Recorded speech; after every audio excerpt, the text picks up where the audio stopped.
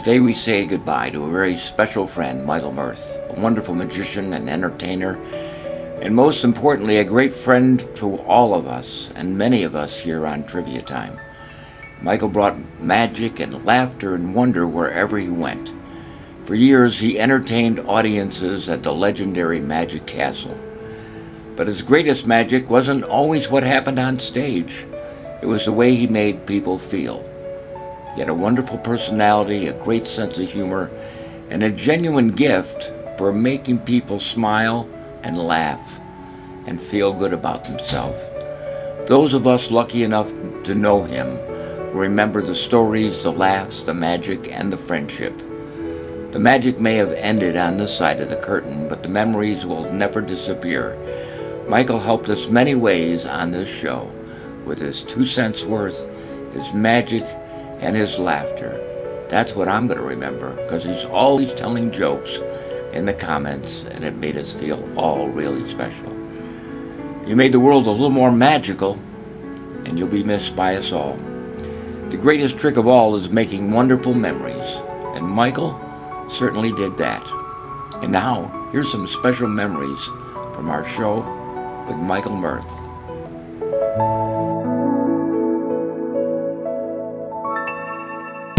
It's time now for my 2 cents worth with Michael Mirth. Hello, friends. You know, if you ever have an irresistible urge to run around naked, just spray yourself with Windex. It prevents streaking. Today's thought I'd like to share with you is that there are two really important rules. Number one, never give out all of the information.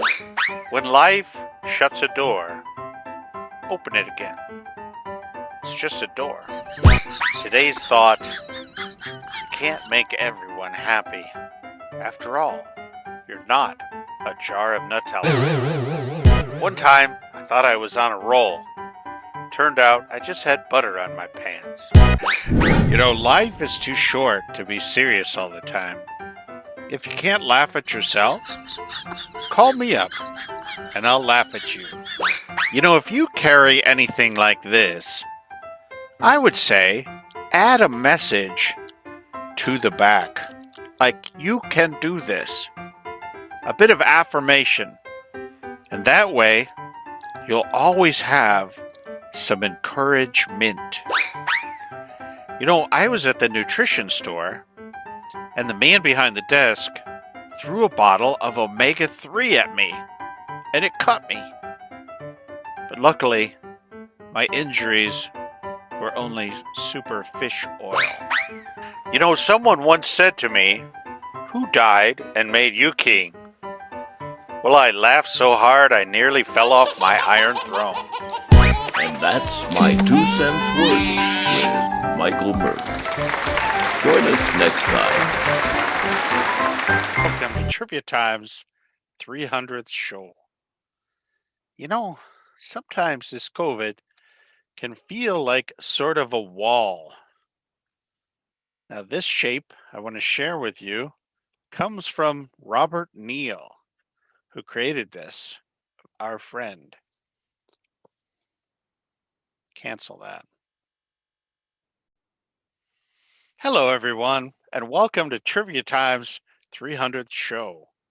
You know, this shape comes to us from Bob Neal. Sometimes our COVID quarantine can seem like it's turned into a wall.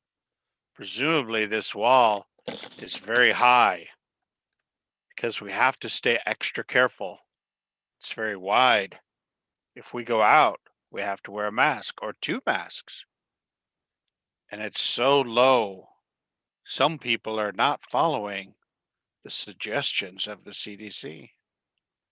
So it's very important that we do creative things to find our way through, to create gaps where we can meet one another, have some laughs. And this is what Bob Carroll has done. Thank you, my friend, and my love to Debbie.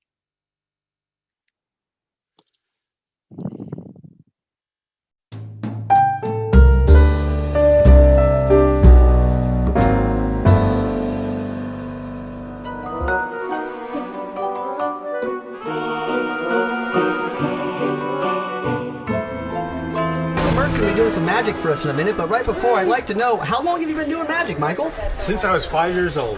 Really? Totally wasted the first 5 years of my life. My folks wanted me to be a doctor and thought I was going to until I was 5. That's what I wanted to be. And then I discovered magic, and they were so disappointed.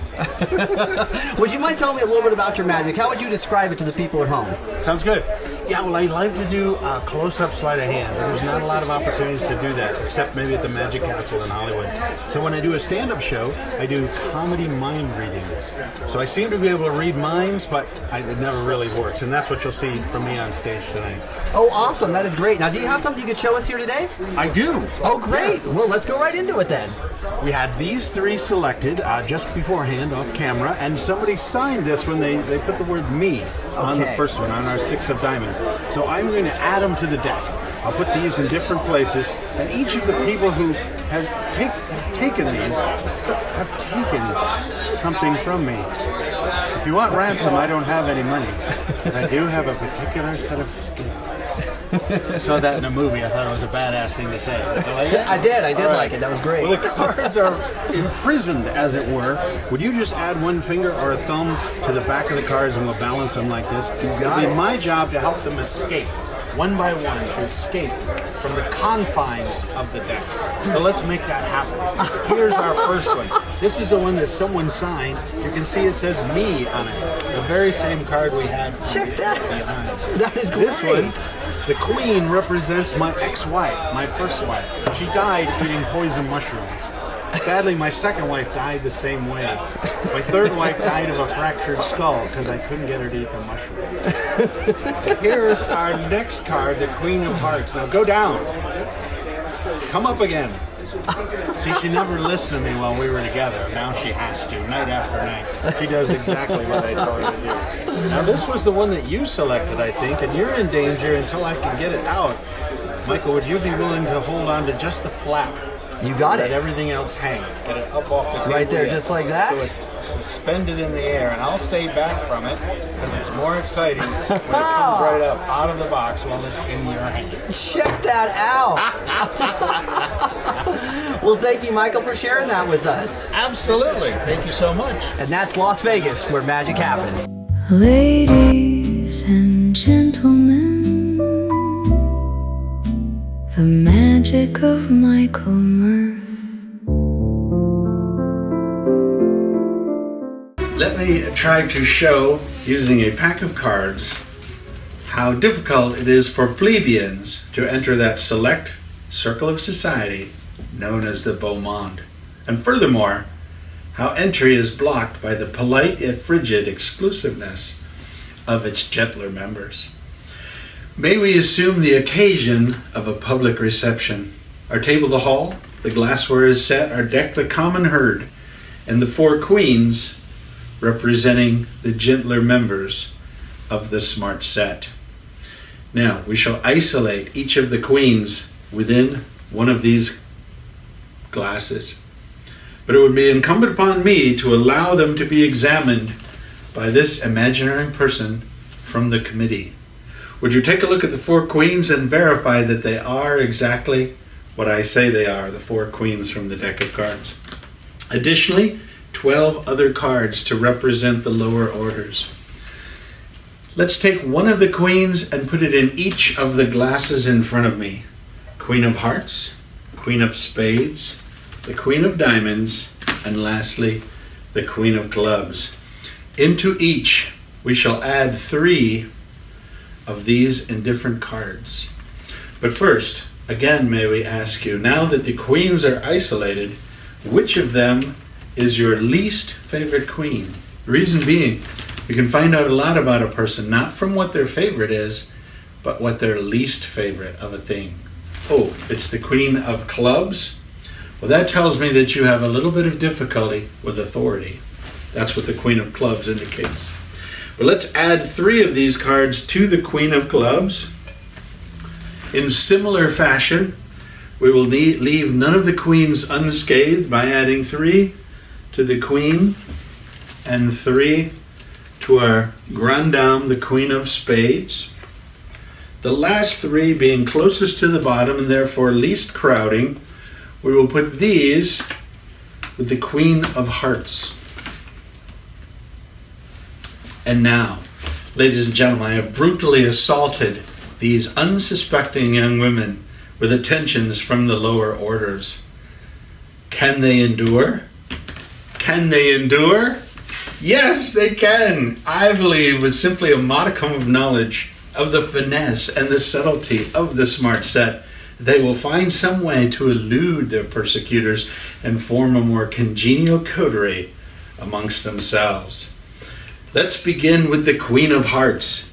If we surround her with the plebeians, we'll put her back in the glass, and as many delightful things happen, this will happen with the chink of glassware. At that point, we find that the Queen of Hearts has turned her back on her persecutors, and in fact, vanished from this pile to join her sister queen next door. And there she is.